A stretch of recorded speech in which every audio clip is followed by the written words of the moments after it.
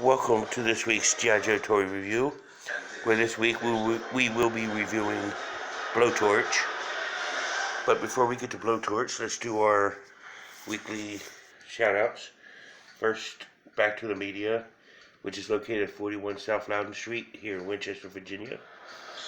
And their website is www.backtothemedia.com.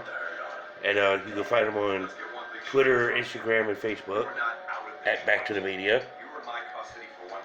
And their email address is backtothemedia@gmail.com.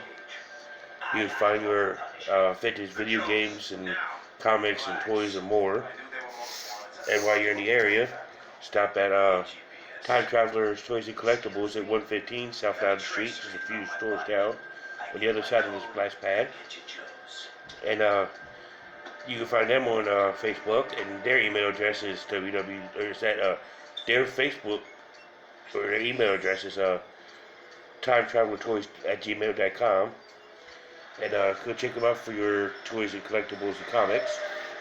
And let's get to our G.I. Joe Soldier of the Week, which is Blowtorch, the G.I. Joe flamethrower.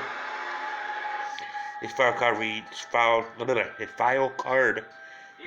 Flamethrower, codename Blowtorch. File name is gonna have a hard time pronouncing it. Hanran Timothy P.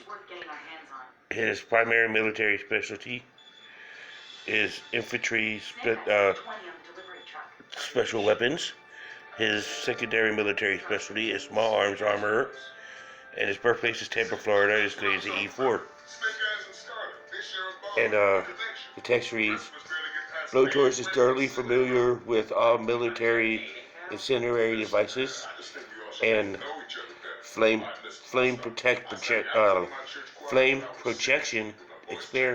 equipment. To Blowtorch, the use of fire in combat service is a science that predates the bow and arrow. He's a qualified expert in the M7 flamethrower, M16 rifle, and M1911 1A auto pistol.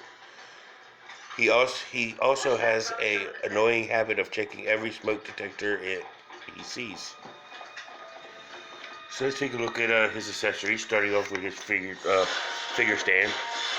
Upraised G.I. Joe logo on it with the gold on top of it for the 50th anniversary, codename Blowtorch. He comes with two landmines, which are pretty cool looking landmines. Just hope no Joe step on them. He also comes with his auto rifle, which is pretty sweet with the clip. That's actually pretty cool. He comes with a fire axe,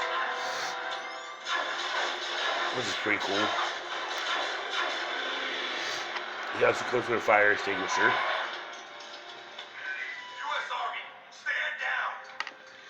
His removable helmet with removable oxygen mask. He also comes with his backpack with the fuel tank and with the hose with the gun, or with the flamethrower. It was all removable. I keep it together just to keep it together because it was cool.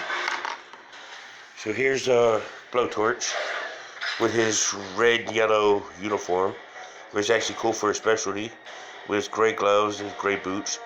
Got brown hair, brown eyebrows, fire extinguisher on his back.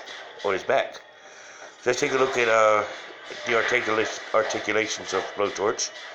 His head could do a full 360.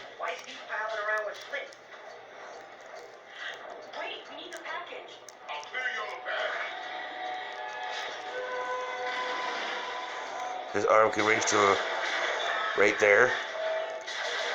Arm can rotate all the way around.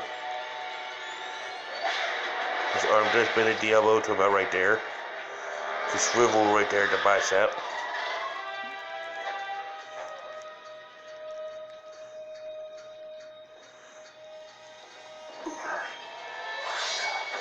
He can also swivel at the entire glove.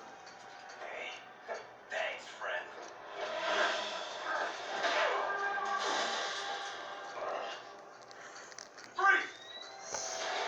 His legs, well, he does have the ab crust feature, but it's kind of hindered by the web gear, but it's still there, a little noticeable. T-hook at the legs, stretch out about to right there. He lift his leg about that high. Double knee joints. Also, bend at the ankle, as well as swivel at the ankle.